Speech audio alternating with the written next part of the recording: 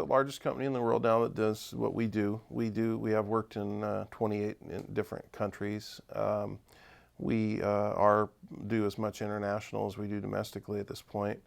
So we do a lot of that now, and we continue to expand and grow and develop new technologies. And the companies that come to us, the Disneys and Universals and others, seem to always raise the bar as far as the requests that they have that our creations can accomplish. And so we're constantly trying to develop new technologies and techniques and push the envelope as far as what we can do in the industry and for the art of animatronics. We already are pursuing some opportunities in medical simulation, which has to do with training doctors and nurses and that type of thing, using medical simulators that are animatronic patients that can, through a use of a computer control, react in different ways. They can have a heart attack, or they can do different things on the table, and then the doctors have to respond, and just like it was a real patient. So there are potential possibilities for training and things that we're pursuing. It's been proven that children respond with afflictions like Down syndrome and others. They respond in an interesting way to these types of characters and these big giant animatronic teddy bears and things. There's kind of a connection that they make with them, and that's an interesting direction that we'd like to pursue. We have had some interesting applications for animatronics outside the theme park world, which we have created a number of characters which are used by the military in a simulator sense, to where they interact with soldiers in a battlefield environment. And normally they have role players, which are human beings that shoot back and that type of thing, that they can play these live war game type things with. But role players are expensive, and they're hard to round up, and people are expensive to use. So we've created for the government and the Navy some animatronic characters that are suicide bombers and things of that nature that they would run into in a field in Afghanistan, let's say, and that they would have to react to, and that they might pull a gun on them or that type of thing. And so we've used theme park style animatronics for military purposes also. And this is really important to us because it's an application to where the training that they receive using our animatronics as a piece of that training could ultimately train a soldier to react to a certain situation that may save his life or her life down the road. And so when you're doing something that's not just entertainment, but could potentially be life-saving to one of our infantry or soldiers, it's a very important task.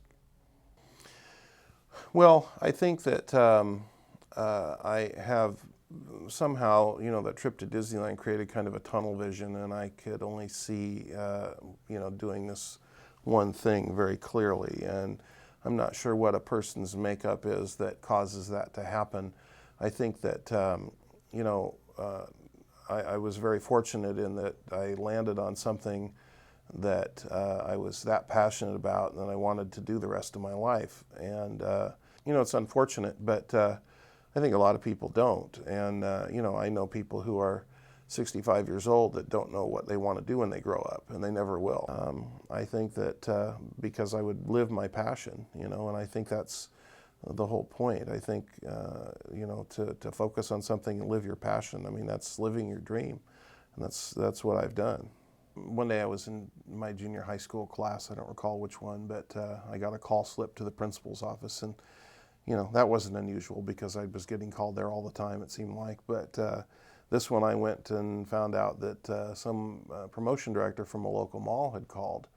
And I was shocked and amazed, and I called her back, and she said, well, I saw in the newspaper that you had a haunted house at your home, and for Halloween, and it seemed successful, and what would it take to build one for the mall for next year? And I said, well, absolutely, that's what we're here for.